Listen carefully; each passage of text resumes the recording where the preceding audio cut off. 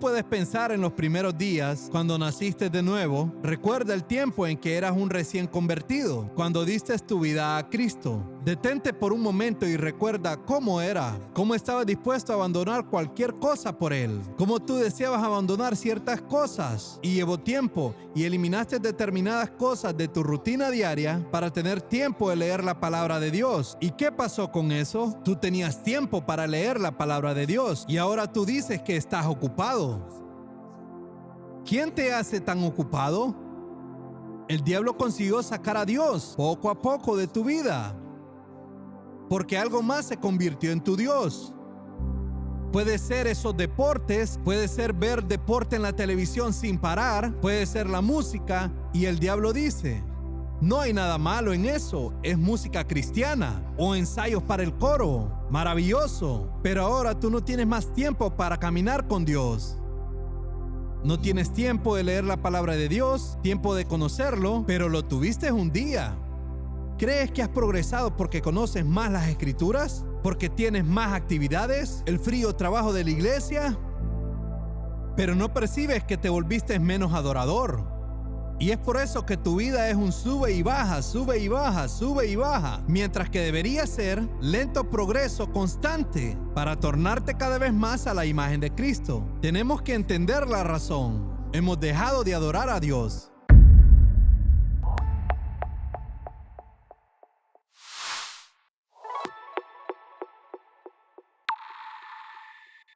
Leemos que Satanás vino a Jesús en Mateo 4, verso 9. Y él le dijo, en la tentación, en el desierto, él le mostró todos los reinos del mundo y la gloria de ellos, todas las cosas que el mundo podía ofrecer. Hoy Satanás ofrece muchas cosas a los creyentes. Piensa en esto. Él le mostró a Jesús todo lo que estaba a disposición en aquel tiempo. Hoy Él nos muestra todo el mundo del entretenimiento, dinero y todo lo demás que existe. La gloria del mundo de estos días, todo lo que está disponible. El diablo mostró todo aquello a Jesús y dijo: todo esto te daré si postrado me adorares. Mateo 4, verso 9. Todo lo que tú tienes que hacer es adorarme. Y aquí nosotros vemos lo que Satanás desea en grande. Desde el tiempo en que Él fue creado. Cuando fue creado, no fue creado como diablo. Él fue creado, como leemos en Ezequiel, capítulo 28, como un gran querubín. Un querubín ungido, jefe de los ángeles, lideraba a los ángeles, a millones de querubines y serafines, y ángeles en la adoración al Dios Todopoderoso. Él era el líder. Era hermoso, inteligente, lideraba a todos en la adoración a Dios. Y en su corazón vino un deseo. Yo quiero que la gente me adore a mí. Yo no quiero todos adorando a Dios. Leemos eso en Isaías capítulo 14. Este es el significado de lo que es dicho en Isaías 14. Yo seré semejante al Altísimo. Yo quiero ser como Dios, con personas admirándome, adorándome. Así que ese pensamiento entró en su corazón. Por primera vez en este universo, el pecado nació e inmediatamente Él fue echado de la presencia de Dios y la más bella creación de Dios en un momento se convirtió en la criatura más horrible. En un momento el más alto ángel se convirtió en diablo. ¿Cuál fue su crimen? No fue asesinato, no fue adulterio, no fue hablar mentira, no fue aquello que nosotros normalmente llamamos pecados graves y serios. Ni siquiera fue hipocresía, fue el deseo de ser adorado por otros, el deseo de ser el centro de atención, el deseo de atraer a las personas hacia sí mismo en vez de atraerlas a Dios y a Cristo. Saben, la cristiandad está llena de eso. Hay pastores y predicadores que tienen ese espíritu de Satanás. Ellos atraen a las personas hacia sí mismos y en lugar de indicarles y guiarles a Cristo, ellos toman la gloria que le pertenece solo a Dios, y ese fue el origen del pecado. Eso está en todos nosotros y llegó a nosotros a través de nuestros padres. Pero Jesús vino a librarnos de eso, para hacernos adoradores de Dios. ¿Estás viendo cuán importante es la adoración? Y esta es la situación que originó el pecado. Entonces, cuando Jesús vino, el diablo hizo un último intento para llevar a Jesús a adorarle a él. ¿Y tú crees que si Satanás intentó hacer que Jesús lo adorase, él no lo intentará contigo o conmigo? Necesitas ser muy presuntuoso para creer que él no lo intentará contigo. Pero él no viene de una forma espantosa. Él viene como un ángel de luz. Y cuando él intenta hacer que tú le adores, no lo hará directamente. Lo va a hacer indirectamente. Si él consigue tu adoración bien, si él indirectamente logra que tú te arrodilles delante de él, ahí está bien. La Biblia dice que el diablo es el dios de este siglo. No sé si tú sabes eso. El diablo controla el mundo de los negocios. El diablo controla el mundo de los entretenimientos. Satanás controla los programas de televisión, las películas que se hacen en diferentes sitios. En resumen, él es el dios de este mundo. Muchos libros que son escritos, aún libros infantiles que escriben, como Harry Potter y cosas así, y muchas otras cosas que tú inocentemente permites que tus hijos lean. Él es el dios de este mundo y está intentando controlar la mente de las personas, comenzando con los niños, llevándolo finalmente a inclinarse delante de él. Yo te doy todo lo que tú quieras. ¿Y tú qué quieres? ¿Entretenimiento? Yo te lo doy. Yo quiero que tú me adores. Eso es lo que yo siempre quise. El diablo dice, yo quiero que las personas me adoren y no que ellas adoren a Dios. Esta es la gran situación que existe desde el inicio de los tiempos. Y si tú entiendes eso, serás muy cuidadoso para nunca dar la adoración que pertenece a Dios al diablo. Este es un asunto muy importante. No es solo una cuestión de venir aquí y cantar y alabar a Dios por 1 hora y media y decir, yo estoy adorando a Dios. Adoración es una cuestión del corazón. Y adorar en espíritu y en verdad, no solo con palabras, con nuestra mente y emociones, mas es en espíritu, donde yo doy a Dios el lugar que le corresponde. Y ese es el lugar que el diablo nos hace adorarlo, quitando a Dios del centro de nuestras vidas y colocando cualquier otra cosa. Puede ser la televisión, pueden ser cosas inocentes como el deporte y la música. Cosas buenas, deporte, música, son cosas buenas, pero pueden convertirse en un Dios en tu vida, tan importante que dejan afuera a Dios. Tú puedes pensar en los primeros días, cuando naciste de nuevo. Recuerda el tiempo en que eras un recién convertido, cuando diste tu vida a Cristo. Detente por un momento y recuerda cómo era, cómo estabas dispuesto a abandonar cualquier cosa por Él, cómo tú deseabas abandonar ciertas cosas y llevó tiempo y eliminaste determinadas cosas de tu rutina diaria para tener tiempo de leer la palabra de Dios. ¿Y qué pasó con eso? Tú tenías tiempo para leer la palabra de Dios y ahora tú dices que estás ocupado. ¿Quién te hace tan ocupado? El diablo consiguió sacar a Dios poco a poco de tu vida, porque algo más se convirtió en tu Dios. Puede ser esos deportes, puede ser ver deporte en la televisión sin parar, puede ser la música. Y el diablo dice, no hay nada malo en eso, es música cristiana o ensayos para el coro, maravilloso. Pero ahora tú no tienes más tiempo para caminar con Dios.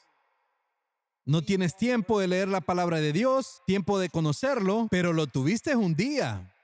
¿Crees que has progresado porque conoces más las Escrituras? ¿Porque tienes más actividades? ¿El frío trabajo de la iglesia?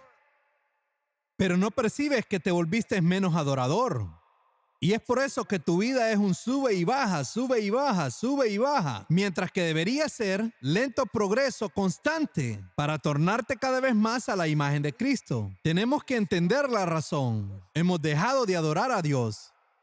Quiero mostrarte algunas cosas que la palabra de Dios habla sobre la adoración. La primera vez que la palabra adoración es mencionada en las Escrituras, Génesis capítulo 22. La primera vez que la palabra adoración es encontrada en la Biblia en Génesis 22, y es siempre interesante estudiar la primera vez que cualquier palabra aparece en las Escrituras. Y aquí está la historia de Abraham. Y tenía alrededor de 125 años. No sabemos con certeza. Aproximadamente esa edad. Y dice aquí, en Génesis 22:1, que Dios probó a Abraham. 50 años antes, Dios lo había aprobado, pidiéndole que dejase su familia, dejase su país y fuese para donde Dios le mostrase. Y él obedeció. La prueba era: tú me vas a colocar en primer lugar en tu vida. Adorar a Dios es hacerlo el centro de toda nuestra vida.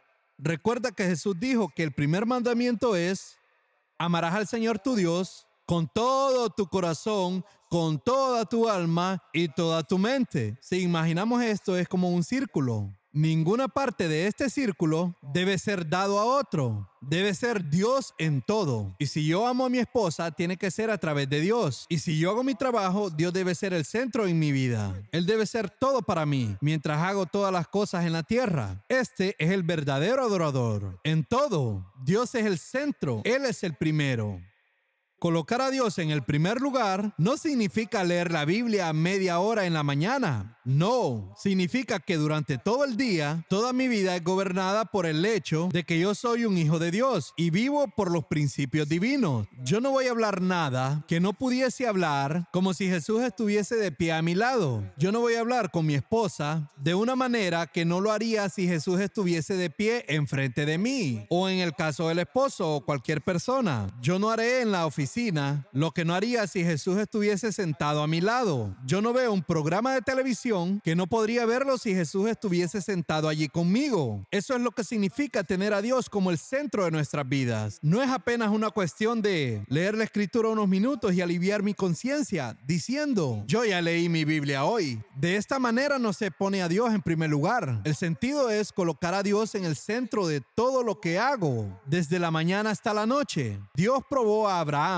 y 50 años después, Él lo prueba de nuevo, porque tú y yo sabemos qué fácil es desviarse de ese primer amor y devoción a Cristo, permitiendo que otras cosas tomen ese lugar que Dios debe tener en nuestras vidas. Y por eso Dios constantemente nos prueba. Él probó a Abraham 50 años después, con la misma prueba, y le preguntó: ¿yo soy aún el primero en tu vida? Un día yo te probé a ti con relación a tus padres. ¿Yo seré el primero en tu vida, Abraham? ¿O tus familiares de Ur de los Caldeos? ¿Estás dispuesto a dejarlos y a seguirme? Y él dijo: sí, Señor. Y lo consiguió. Más tarde leemos en Génesis 13 que hubo un conflicto entre ellos. Esto era entre Abraham y Lot y sus siervos en cuanto a los bienes. Y Dios prueba a Abraham de nuevo. Déjame ver qué tú vas a hacer ahora en este conflicto sobre los bienes. ¿Seré yo el primero en tu vida? Abraham se rehusó a pelear con Lot. Él pasó la prueba. Le dijo a Lot: quédate con lo que quieras y yo me quedo con lo que no quieras. Dios probó a Abraham y él pasó la prueba. Y 50 años después lo probó de nuevo, de la misma manera. Esta vez fue el hijo que él amaba. Toma tu hijo, dice en Génesis 22, verso 2, y ve al monte Moriah y mátalo. Y Dios le dio 3 días de caminata hasta el monte Moriah para que pensara al respecto. Dios no quiere que tú decidas con prisa. Él no le dice que vaya a la esquina y lo ofrezca en 5 minutos, porque aquello que nosotros hacemos en un momento de excitación emocional nos arrepentimos después. Y Dios dio 3 días a Abraham para que lo pensara. Por eso le dio 3 días de caminata hasta el monte Moriah. Mientras él caminaba, su pensamiento podría ser: ¿será que vale la pena servir a un Dios como este, que me pide la única cosa que realmente tengo y amo? Aquello que amo más que a mi propia esposa. Este era Isaac. Y al final de los 3 días, Abraham dice: vale la pena. Dios va a ser el primero en mi vida, así como lo fue hace 50 años. Él va a ser el primero en mi vida hoy, aunque tenga que perder mi único hijo. Y llegando al monte Moriah, al tercer día, dice el verso 4, alzó Abraham sus ojos y vio el lugar de lejos. Entonces dijo Abraham a sus siervos, Génesis 22, verso 5, esperad aquí con el asno. Génesis 22, verso 5, yo y el muchacho vamos a adorar. Iremos hasta allí y adoraremos. Esa es la primera vez que la palabra adorar aparece en la Biblia. Y adoraremos, que significa ofrecer a Dios aquello que es lo más preciado de mi vida. Yo no sé qué es lo más precioso en tu vida en este momento, y puede ser una serie de cosas. En aquel día para Abraham fue Isaac, y él dice: Dios, esta es mi adoración. No es solo cantar unas canciones aquí y luego salir y vivir mi propia vida. No. Es entregar a Dios aquello que es más precioso para mí, aquello que es el número uno en mi vida, lo primero, y estar dispuesto a renunciar a eso. Te hago una pregunta. ¿Hay algo en tu vida que es tan precioso para ti que crees que es difícil de renunciar? Porque nosotros siempre decimos, bueno, no es una cosa pecaminosa. Isaac no era algo pecaminoso, ¿no? Era un joven saludable. En verdad, era un regalo de Dios. Y hasta eso mismo le fue pedido. A veces Dios nos pide aquello que Él mismo nos dio. Isaac fue un regalo de Dios.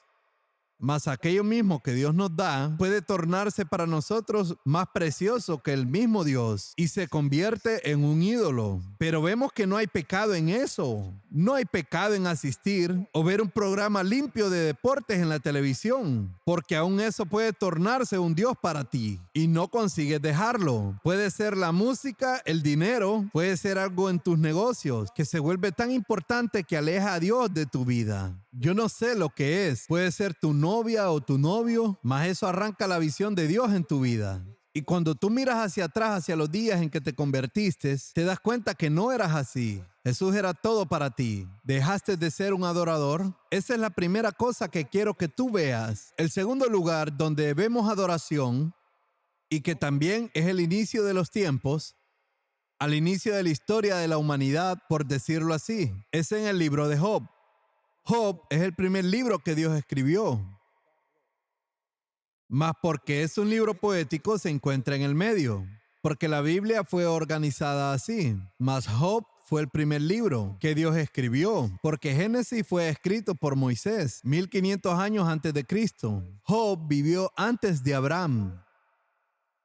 Y todos los detalles que están escritos en el libro de Job, cada detalle, cada discurso y diálogo que tuvo él con sus amigos, no podría haber sido escritos por ninguno a no ser por el propio Job. Este es el único libro de la Biblia que no tiene ninguna conexión con Abraham, Isaac y Jacob. Todo eso indica que fue el primer libro que Dios escribió. Y en el mismo primer libro y en su mismo primer capítulo, leemos sobre un hombre de Dios que aprende a adorar. Vea la importancia. En el primer libro que Dios escribió, nos enseña de un hombre que le adoró a él. Y en el primer libro de nuestra Biblia, Génesis, también habla de un hombre que le adoró. ¿Percibes cuán importante es esto? Porque allá atrás, al inicio de los tiempos, como te dije antes, el gran conflicto, sea cual fuere su nombre al principio, no lo sabemos. Era una cuestión de adoración. Nosotros tenemos que resolver esta cuestión. Dios va a ser el número uno en todo tiempo en mi vida, más importante aún que mi ministerio, más importante que todo, más importante que mi familia y todo lo demás. Esta es la cuestión. Y aquí nosotros leemos que Dios permitió que Satanás probase a Job.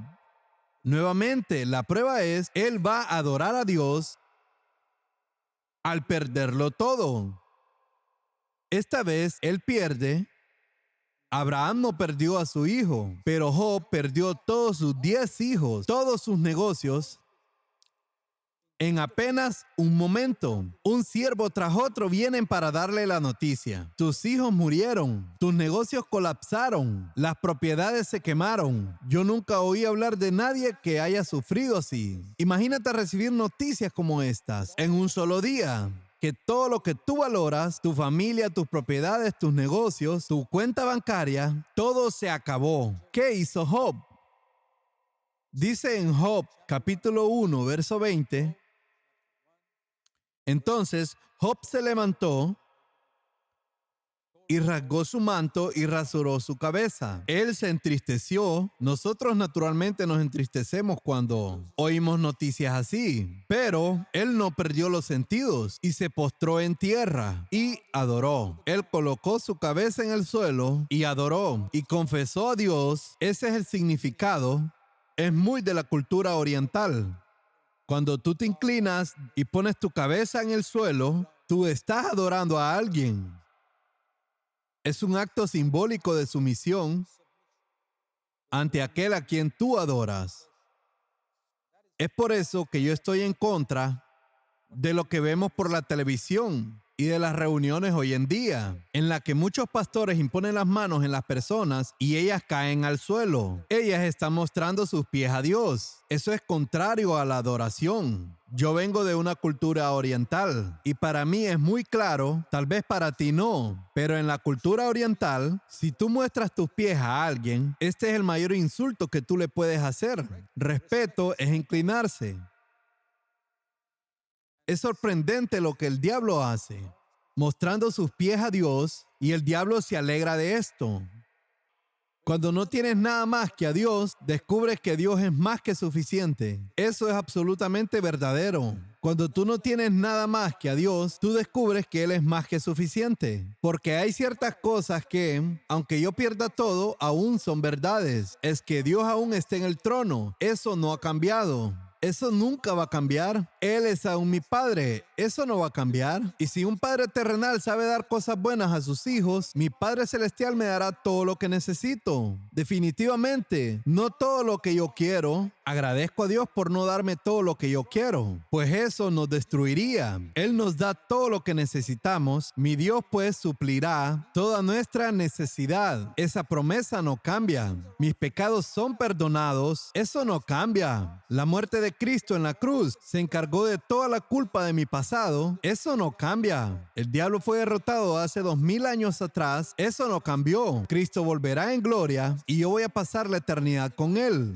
Las cosas más importantes que tengo en mi vida no cambiarán. Tal vez yo haya perdido algunas cosas en la tierra, pero ¿y qué? Aún así, Dios está en control. Y hoy tenemos grandes motivos para adorarle. Aunque hayamos perdido todo, porque nosotros tenemos esta maravillosa promesa que Job no tuvo. Romanos 8, verso 28 dice que Dios hará que todas las cosas trabajen juntas para tu bien. Yo alabo al Señor por eso.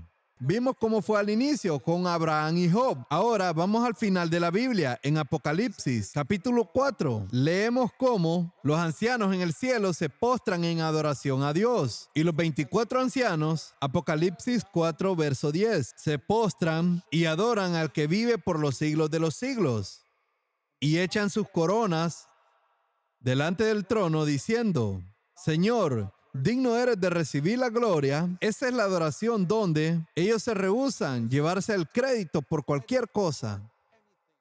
Ese es el significado de lanzar sus coronas delante de Dios diciendo, Señor, digno eres de recibir la gloria. Fue dada a ellos una corona. Coronas son dadas a nosotros cuando somos fieles en la tierra. Jesús dice eso. He aquí yo vengo pronto, mi galardón conmigo. Mas las lanzaremos delante de Jesús y diremos, Señor, yo no merezco esto. Todo es para ti. Eso es adoración. Cuando yo reconozco que nada tengo si no fuera por el Señor, yo no tengo ninguna habilidad que el Señor no me haya dado. Y si yo ejercito una habilidad para que las personas sean bendecidas, yo me postro delante de Dios y digo, Dios, viene de ti, no de mí. Y vemos en 1 Corintios, capítulo 4, versículo 7, un versículo maravilloso. ¿Qué tú tienes que no lo hayas recibido?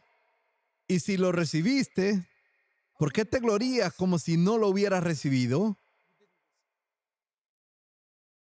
Aún en cosas tan simples como mirar tu rostro bonito en el espejo y admirarte, comparándote con otro, diciendo, gracias Señor, yo soy más hermoso que él o ella. O felicitándote secretamente a ti mismo. O por ser inteligente y no ser tan ignorante como aquel otro que se sienta allí. Tú no eres un adorador entonces. Tú no lanzas tu corona delante de Jesús. No, tu corona de inteligencia está puesta en tu cabeza. ¿No has aprendido a lanzarla delante de Dios? Es por eso que tu vida está llena de altibajos. Tú puedes ser muy inteligente, tus negocios marchan muy bien, pero tu vida espiritual va para abajo la mayoría del tiempo. ¿Por qué? Porque tú no eres un adorador. Dios quiere que tú le des la gloria a Él por todo lo que tienes. ¿Estás siendo prosperado en tus negocios? Da gloria a Dios. Tú podrías haber nacido con problemas mentales o físicos y ser como un vegetal toda tu vida. Reconoce que todo lo que tú tienes viene de Dios. Cuando el primer bebé nació en el mundo, leemos en Génesis 4, verso 1, que Eva lo llamó Caín. Caín en la traducción viviente de la Biblia y dice allí, Eva le dio el nombre de Caín. ¿Qué significa? Yo lo hice. Y dice, yo hice un hombre con la ayuda de Dios. Ella estaba muy orgullosa, pero hasta entonces solo Dios había creado un hombre, Adán. Pero ahora he aquí que ella ve un bebé saliendo de su cuerpo y ella dice, yo lo hice. Y ella pasó ese espíritu a Caín y él creció para ser un asesino. Muchos padres pasan ese espíritu de arrogancia a sus hijos y esto es lo que nosotros podemos hacer. Y ella aprendió la lección. Cuando él mató a su segundo hijo, ella tuvo otro hijo. En el versículo 25, leyendo la traducción viviente, dice que ella lo llamó Set, que significa concedido. Ahora ella estaba humilde y dijo, Dios me lo concedió. Podemos ver nuestras cosas como realizaciones propias o como regalos de Dios. Cosas que Dios nos ha concedido o cosas que hemos logrado. Todo depende si nosotros somos adoradores o no. Que Dios nos ayude a aprender esta lección de adorarlo a Él en espíritu y en verdad.